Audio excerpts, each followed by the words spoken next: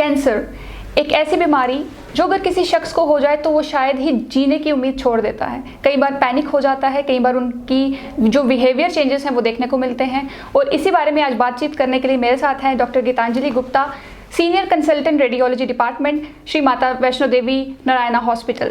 तो पहले तो आपको बहुत बहुत स्वागत है। एंड मैम, जैसे कि आज वुमेंस डे है तो आपको पहले बहुत बहुत बधाई हो। Thank you so much. तो सबसे पहला सवाल मेरा महिलाओं को लेकर ही है कि महिलाएं, क्योंकि आजकल का रूटीन ऐसा है कि कुछ वर्किंग वुमेन हैं, बाहर जाके काम भी कर रही हैं, घर पे भी काम कर रही हैं, बच्चों को संभाल रही हैं, तो वो रूटीन ऐसा हो गया है कि अपनी सेहत का ध्यान नहीं रख पाती। महिलाओं को क्या करना चाहिए अपनी सेहत का ध्यान रखने के लिए आज के टाइम पे?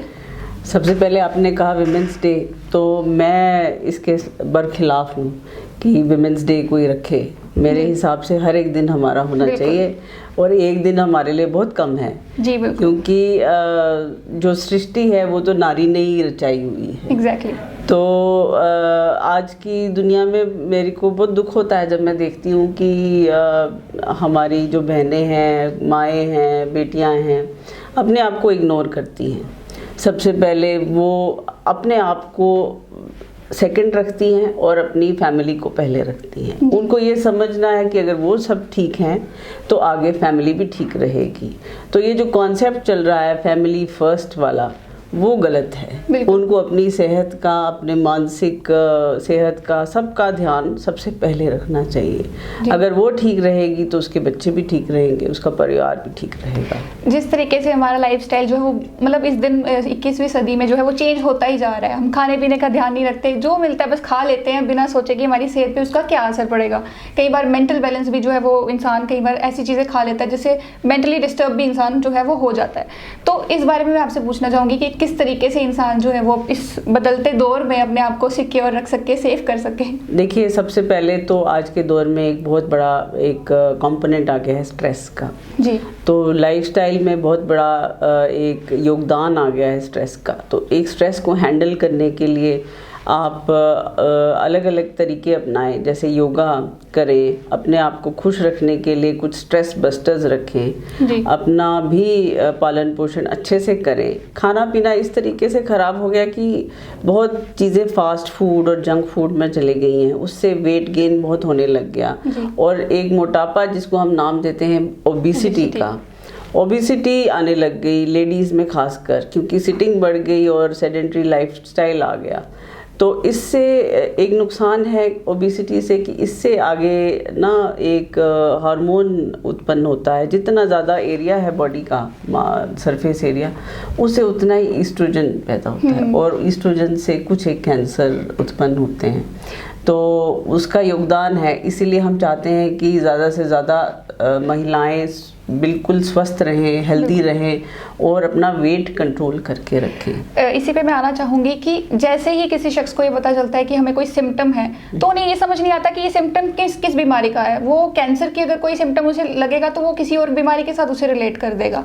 लेकिन देखिए, कैंसर के कुछ एक खास सिम्टम्स हैं, हम लम्प्स और बम्प्स कहते हैं, और महिलाओं से कनेक्टेड है breast cancer, cervical cancer, uterus के कैंसर।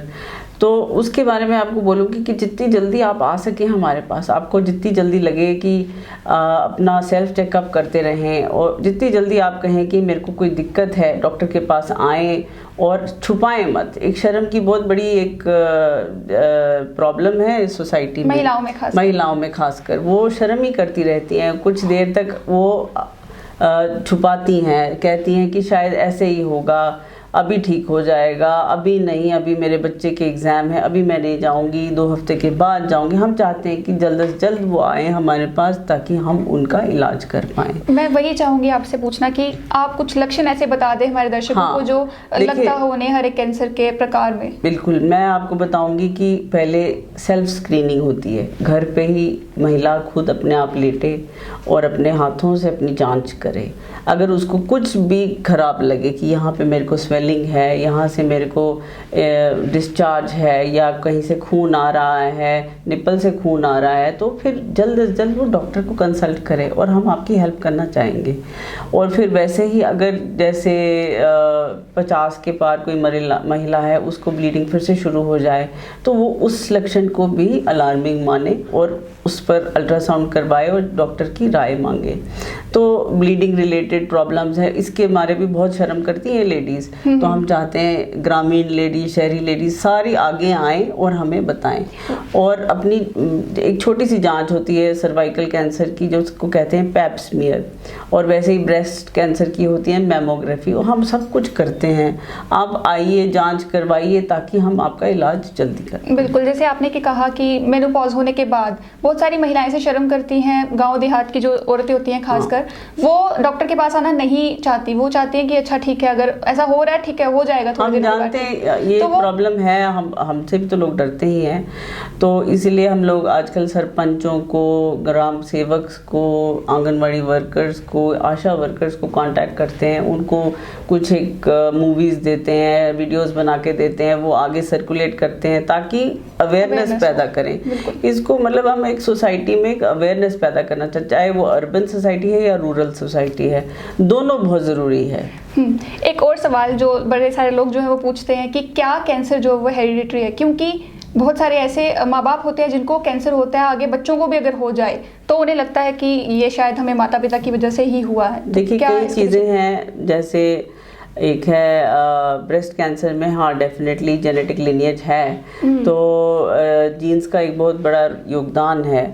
4% कहते हैं कि जैसे अगर आपकी मदर को है तो आपको भी चांसेस बनते हैं। हम इन परिवारों में सारी अवेयरनेस पैदा करते हैं कि ये सारी उनकी बेटियां, मासियां या आगे जितने रिलेशंस हैं, इवन जो मेल्स हैं, उनमें भी ब्रेस्ट कैंसर हो सकता है जी। तो आज वुमेंस डे भले ही है, पर मैं उनको भी बताना चाहूँगी कि उनको भी स्क्रीनिंग की ज़रूरत है, तो वो भी आगे आएँ और अपनी जांच करें।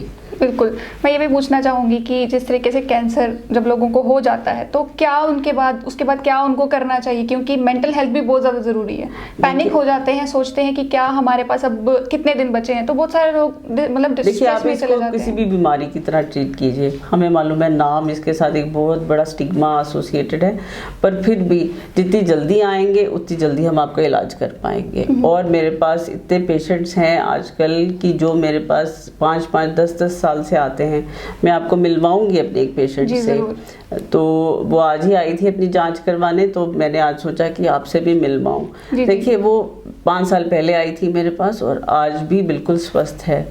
और ऐसे कई परिवार हैं जिनमें हमने खुशहाली लाई है, तो इनको आप मोटिवेशन समझिए और आगे आइए ताकि हम आपकी मदद कर सकें। आजकल एक और चीज़ है, इसकी एक प्रिवेंशन भी है, जैसे सर्वाइकल कैंसर है। सर्वाइकल कैंसर के लिए एक वैक्सीन आई है जो हम महिलाओं में, लड़कियों में 13 से लेके 37 की उम्र तक उनको वैक्सीनेट करते हैं ताकि जो कैंसर है सर्विक्स का वो ना हो पाए। उसका नाम है गार्डासिल और सर्वाविरिक्स। आप आइए, डॉक्टर को कहिए, गायनिकोलॉजिस्ट को कहिए, आम तौर पे हॉस्पिटल्स में ये वैक्सीन लग रही है। तो बहुत बहुत शुक्रिया मैम आपका। ये थी मेरे साथ डॉक्टर गीतांजलि, जिन्होंने बहुत सारी ऐसी चीज़ें बताई हैं जो शायद ही सबको जानने की ज़रूरत है, क्योंकि कैंसर एक ऐसी बीमारी है जो कभी भी किसी भी शख्स को हो सकती है। और अवेयरनेस की, जैसे कि उन्होंने बात की, महिलाओं में अवेयरनेस की बहुत ज़्यादा कमी है। तो उम्मीद यही है कि इस वुमेन्स डे पे एक कोशिश है कि उन महिलाओं तक ये बात ज़रूर पहुँचे। मेरा नाम बिमला है, बिमला देवी है, रिटायर्ड SBI से हूँ मैं। वाले कपड़े डालने से मेरे को अंदर गिल्टी सी महसूस होने लगी, तो फिर मेरे को किसी ने बोला कि नहीं आप एक बार ना मोमोग्राफी वगैरह करा लो। उससे मैंने मोमोग्राफी करवाई, तो उसमें उन्होंने बताया कि मैडम आपको ये कैंसर की प्रॉब्लम लग रही है। कोई फ्रेंड थे, उन्होंने बोला कि नरियाना में जाइए, आप वहाँ जाइए, एक बार चेकअप करवाइए। हम जहाँ पे आए तो जहाँ हमने डॉक्टर थे, तो उन्होंने मेरे ये देखा, किया सब कुछ, मोमोग्राफी भी की, फिर उन्होंने अंदर से ब्रेस्ट की पीस निकाल के टेस्ट किए। इसी दौरान मेरा ट्रीटमेंट चलती थी, मेरे को ट्रीटमेंट कर दिया, एडमिट कर दिया। गीता मैडम को इतने पेशेंट आते हैं, इनको याद है कि नहीं? मेरे को तो याद है ना कि इन्होंने मेरे को इतनी अच्छी तरह से देखा, प्यार से, बातें बातों में। और मेरा जहाँ पे संदीप कौल ने ऑपरेशन कर दिया दिसंबर 2016 में, तो ट्रीटमेंट मेरा ठीक हो गया, एक ब्रेस्ट मेरी रिमूव हो गई। मैं अब तक ऐसे ठीक ठाक हूँ। अब मैं जब भी टेस्ट कराने आती हूँ या लुकअप कराने आती हूँ तो ये मैडम गीता मैडम मेरे को इतने प्यारे लगते हैं ना। ये जब तक आते नहीं है ना तो मैं हाल में देखती रहती हूँ कहाँ से आएंगे या किधर से आएंगे। जब आते हैं ना ऐसे लगता है कि मेरी बच्ची बेटी आ गई है।